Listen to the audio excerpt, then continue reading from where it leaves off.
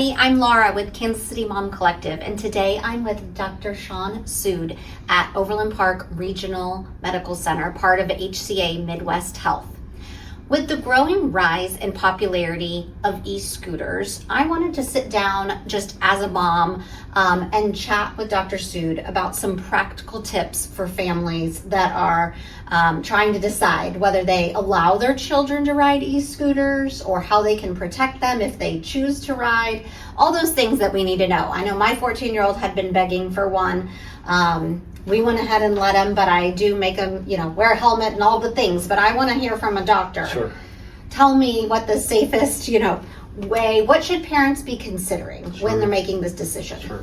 E-scooters are much different than the kick scooters like we grew up riding. These are fast, motorized vehicles, and so they're so fast that the crash impact is much more. And so I'm so glad we're here to talk about this and this topic, because awareness and prevention is key. Okay.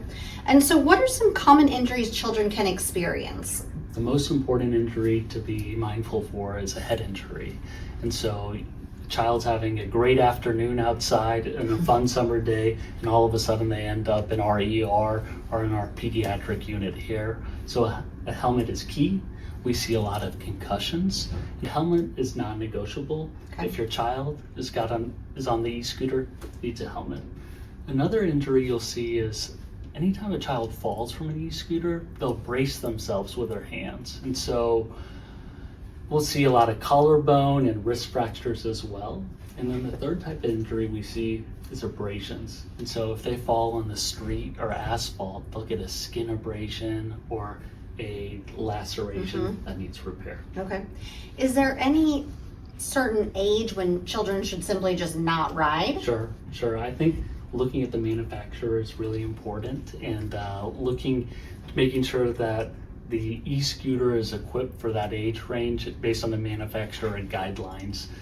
The big tip that I would say is when you're starting an e-scooter for the first time with your child, a lot of e-scooters have a speed limiters on them. So put it on the lowest setting, go in a flat area, and make sure your child can master the acceleration and the braking before going full force. Okay.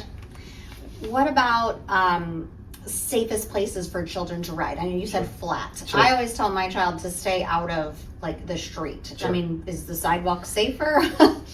Great point to stay away from the street. That is for sure right. Stay away from the street. It's a common misconception that the sidewalk is much safer than the street. Problem with the sidewalk is sometimes there's uneven concrete. That's what I was just thinking. And to me, one of the biggest dangers is when a car is backing out of the driveway. And so children are so focused going down the hill or on the sidewalk, they're not looking peripherally to see the car backing out of the driveway. So to me, the safest spot would be like a recreational park.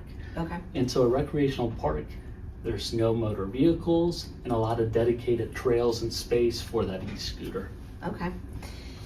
And there's certain situations when children should never ride? I tell my son in traffic and not at night. Sure. And you tell me. Yeah, I think that's perfect. Definitely not on the street, definitely not with motor vehicles around. And to me, a really important tip that I want to convey to the audience is if it's one scooter, there's one rider. I've seen too many admissions come to the hospital when a child decides to bring a friend on the same scooter. And the issue with that is the center of gravity changes. Yeah. And so braking becomes different. And we see a lot of severe crashes when there's two children on one scooter. So 2 non-negotiables. Okay. Always got to wear a helmet. If it's one scooter, I just want one child on there. Yeah, I've seen that a lot in the neighborhood where they're piggybacking, I guess, or whatever they call it. I'm sure they have a name, but I've wondered and thought that does not look safe. Yes, it's non-negotiable. Okay.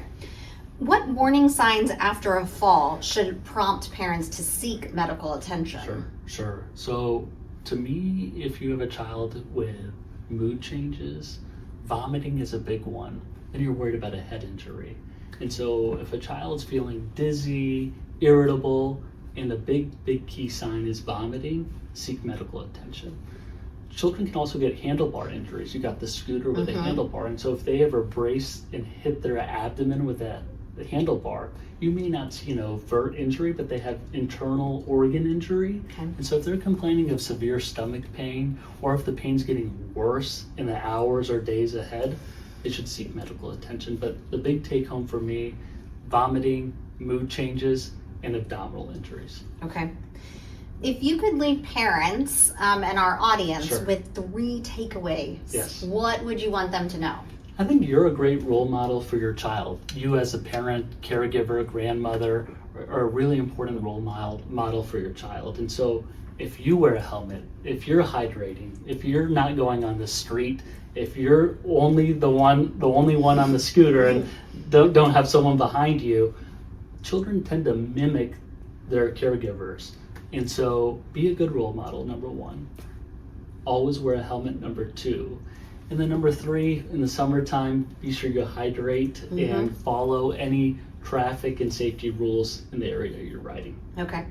And speaking of summer, are there other things beyond e-scooters we should, help our children stay safe around? I know like e-bikes too is probably around similar situations, but there's all sorts of pool, trampolines. Absolutely. Summertime, it's really important to continue to stay vigilant. You still want to be a fun mom, a fun grandmother, but you always want to stay vigilant. And so hydration's important, sunscreen's important, making sure a pool is fenced is important. You talk about bikes and rollerblades. Those have different safety parameters to them as well, but make sure in the same vein, if it's a bike, you're avoiding traffic, motorized vehicles, watch out for concrete. And so there's a lot to look out for, but there's a way to have a good balance and an enjoyable summer as well.